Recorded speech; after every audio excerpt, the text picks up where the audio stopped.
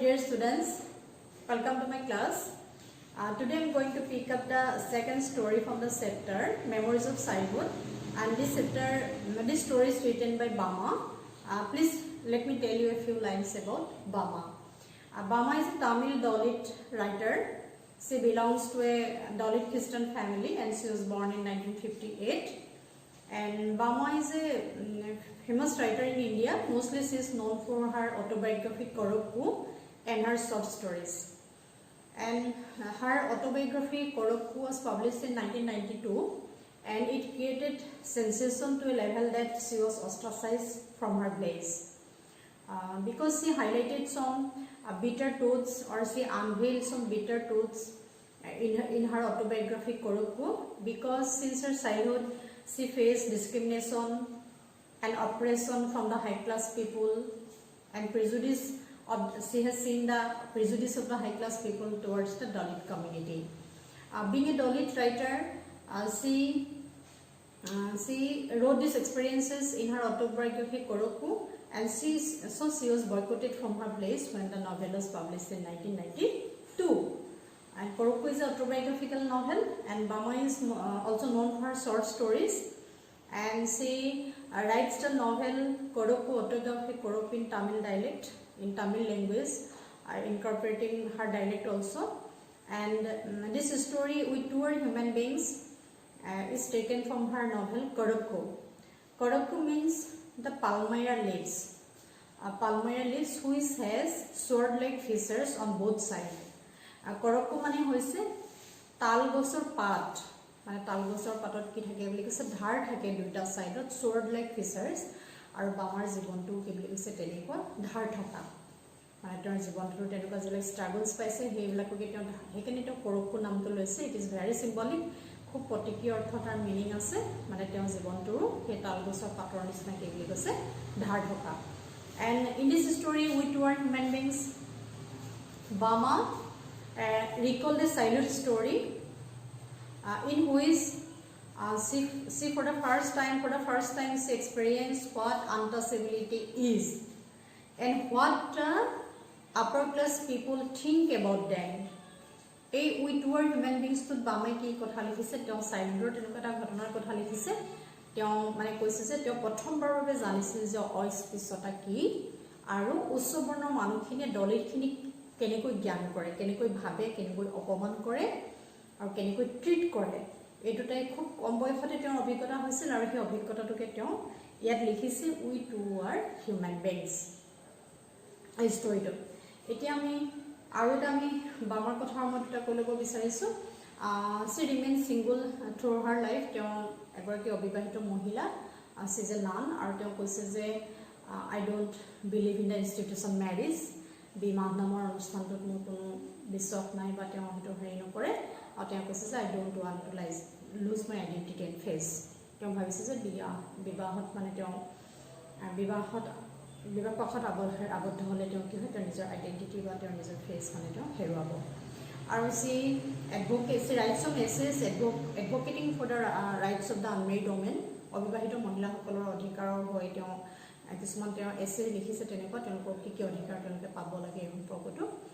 আৰু Bama started her career as a nun in a convent.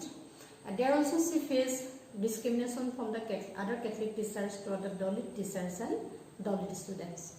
তেওঁ নান হিচাপে এখন কনভেণ্টত তেওঁ প্ৰথম চাকৰিত যোগদান কৰিছিল, আৰু তাতো তেওঁ দেখিলে যে অন্যান্য কেথলিক টিচাৰ্ছবিলাকে মানে Dalit টিচাৰ আৰু ষ্টুডেণ্টবিলাকক মানে হীন জ্ঞান কৰে। আৰু বামাই সেইকাৰণে তেওঁ Korokkut এইবিলাক কথা লিখিছে। আৰু the story we too are human beings is in first person narrative, প্ৰথম পুৰুষত বৰ্ণনা কৰিছে, and the speaker is the writer herself. যিহেতু এখন তেওঁৰ অটোবায়োগ্ৰাফি অনা হৈছে, ইয়াতে মানে কাহিনীৰ কথক বা কাহিনীটো আমাক কোনে কৈ আছে, বামাই নিজে কৈছে। আৰু I just want to tell you the real name of the Bama. বামাৰ সঁচা নামটো কি আছিলে তেওঁৰ? Bama Faustina Suceiras. Bama Faustina Suceiras. আৰু তেওঁৰ যিবিলাক পূৰ্বপুৰুষ বা ককাকত তেওঁলোকে আছিলে এগ্ৰিকালচাৰ লেবাৰ্ছ আছিলে, মানে কৃষি কৰ্মত কাম কৰা কিছু শ্ৰমিক আছিল। আৰু তেওঁ সেইকাৰণে শৈশৱত তেওঁ সেইখিনি দেখি পাইছে, তেওঁলোকে এগ্ৰিকালচাৰ লেবাৰেজ হৈ মানে শ্ৰমিক হৈ তেওঁলোকে কৃষি শোষণৰ বলি হৈছিল। আৰু we too are human beings human বিংছটো তেওঁ শৈশৱৰ সেই কাহিনীটো লিখিছিল য'ত মানে তেওঁ প্ৰথম আনটাচেবিলিটি বুজি পাইছিল Now I am going to start the lesson, going to start the story. When I was studying in the 3rd class, I had not yet heard people speak openly of untouchability. But I had already seen, felt, experienced and been humiliated by what it is. কৈছে যেতিয়া মই তৃতীয় শ্ৰেণীত পঢ়িছিলোঁ তেতিয়া মানুহে open কৈ খোলাখুলি কৈ আনটাচেবিলিটিৰ ওপৰত মই কোৱা শুনা নাছিলোঁ What is untouchability? অস্পৃশ্যতা আমি অসমীয়াত কি বুলি কওঁ আনটাচেবিলিটিটো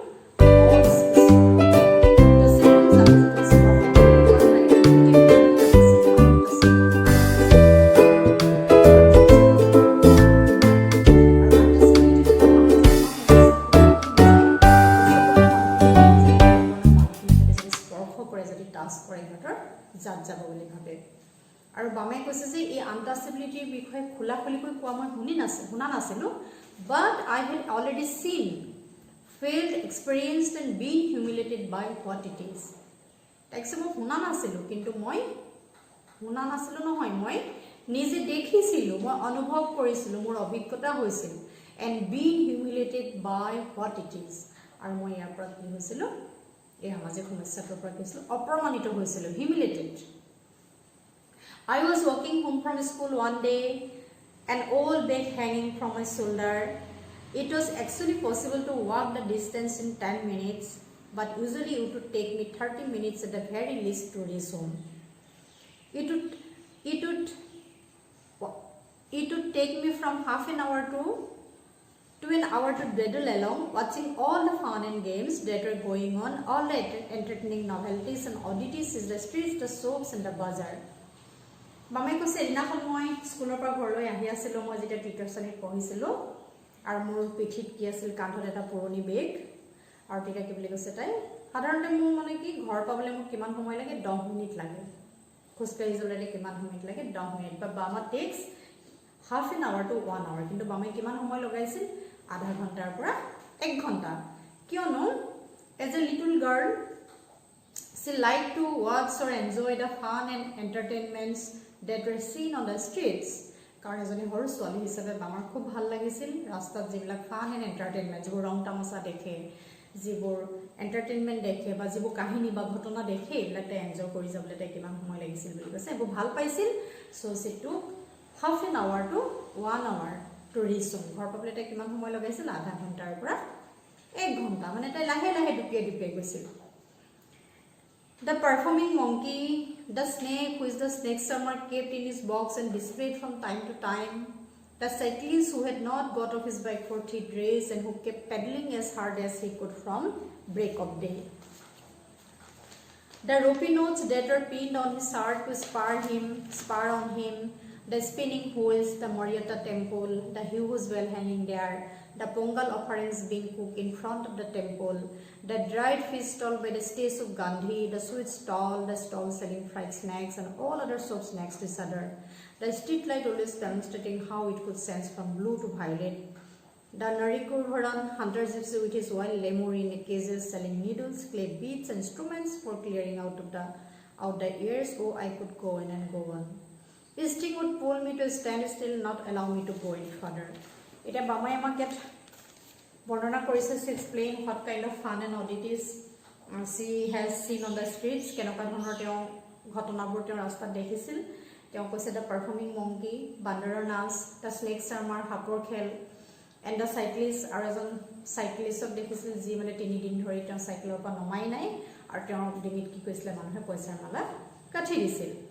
আৰু কৈছে তেওঁ মৰিয়াপ্তা টেম্পল হেতু দেখিছিলোঁ আৰু Pongal offerings cook in front of the temple Pongal is a festival similar like the Magh Bihu মাঘৰ সংক্ৰান্তিত তেওঁলোকে সাউথ ইণ্ডিয়ান পিপলবিলাকে এইটো পালন কৰে আৰু পংগাল অফাৰিংছ মানে তেতিয়া তেওঁলোকে কি কৰে মন্দিৰৰ সন্মুখত কিছু মানে খাদ্য ৰান্ধে আৰু এইটো ৰাইচ পৰিছ মেইনলি আমাৰ পায়সৰ নিচিনাই তেওঁলোকে এটা স্পেচিয়েল ডিছ ৰান্ধে পংগালত তাই কৈছে সেইবোৰ মই চাই যাওঁ আৰু কি চাই যাওঁ বুলি কৈছে আৰু কি দেখো বুলি কৈছে ড্ৰাইড মাছৰ দোকান বা সুইট শ্বপ মিঠাই দোকান আৰু এজন হান্টাৰ জিপসি মানে বাটতে অঘৰি নিচিনাকে ঘূৰি ফুৰা এজন মানুহ মানে হান্টাৰ জিপসি তেওঁ কি মণিগুটি বিক্ৰী কৰি থাকে বেজি বিক্ৰী কৰে এইবোৰ চাই যাওঁ বুলি কৈছে আৰু কৈছে যে ষ্ট্ৰীট লাইটটো মানে কেনেকৈ তাৰ বৰণ নীলাৰ পৰা ভায়োলেট মানে বেঙুনা বৰণীয়া হয় এইবোৰ মই চাই যাওঁ বুলি কৈছে তাই ৰাস্তাত At times people from various political parties would arrive, put up a stage and harangue